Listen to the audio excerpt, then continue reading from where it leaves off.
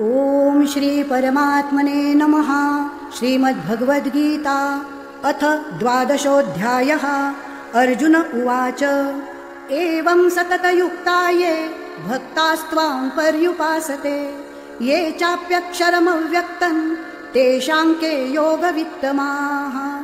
श्रीभगवानुवाच मय्यावेश्य मनो ये मां नित्ययुक्ता उपासते श्रद्धया परयोपेतास्ते मे युक्ततमा मताः।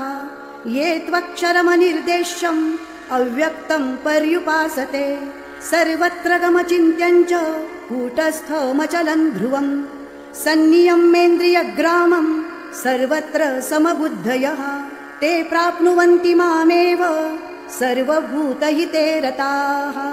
क्लेशोऽधिकतरस्तेषाम् अव्यक्तासक्तचेतसाम् अव्यक्ता हि गतिर्दुःखं देहवद्भिरवाप्यते। ये तु सर्वाणि कर्माणि मयि सन्न्यस्य मत्पराः अनन्येनैव योगेन मां ध्यायन्त उपासते तेषामहं समुद्धर्ता मृत्युसंसारसागरात्। भवामि न चिरात् पार्थ मय्यावेशितचेतसां मय्येव मनो आधत्स्व मयि बुद्धिं निवेशय निवसिष्यसि मय्येव अत ऊर्ध्वन्न संशयः। अथ चित्तं समाधातुं न शक्नोषि मयि स्थिरम् अभ्यासयोगेन ततो मामिच्छाप्तुं धनञ्जय। अभ्यासेऽप्यसमर्थोऽसि मत्कर्म परमो भव मदर्थमपि कर्माणि कुर्वन् सिद्धिमवाप्स्यसि। अथैतदप्यशक्तोऽसि कर्तुं मद्योगमाश्रितः सर्वकर्मफलत्यागं ततः कुरु यतात्मवान्। श्रेयो हि ज्ञानमभ्यासाच् ज्ञानात् ध्यानं विशिष्यते ध्यानात् कर्मफलत्यागस्त्यागाच्छान्तिरनन्तरम्।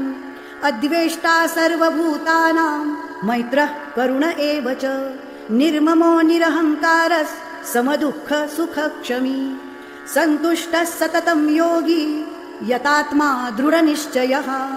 मय्यर्पितमनो बुद्धिर्यो मद्भक्तः स मे प्रियः। यस्मान्नो द्विजते लोको लोकान्नो द्विजते च यः।